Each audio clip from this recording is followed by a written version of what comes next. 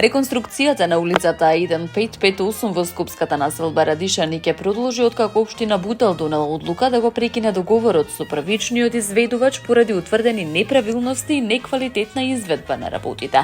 Градоначалникот на општина Бутел Дарко Костовски соопшти дека ваквиот чекор бил неопходен со цел да се обезбеди квалитетна и долгорочна реконструкција на сообраќајницата, која, како што нагласи, не била обновена повеќе од 4 децении. Тој истакна дека општината нема да дозволи компромиси кога станува збор за инфраструктурни проекти од значење за граѓаните. Костовски оцени дека продолжувањето на проектот представува исполнување на ветувањата дадени пред жителите и важен чекор кон унапредување на патната инфраструктура во Бутел. Во својата изјава, Костовски упати благодарност до министерот за транспорт и врски Александар Николовски, посочувајќи дека соработката со институциите на централно ниво е клучна за успешна реализација на ваквите проекти.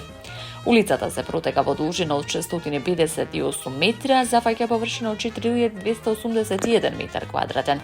Проектот се реализира во соработка со Министерството за транспорт и врски, а од општината очекуваат со новиот изведувач работите да се одвиваат со засилен интензитет и согласно предвидените стандарди.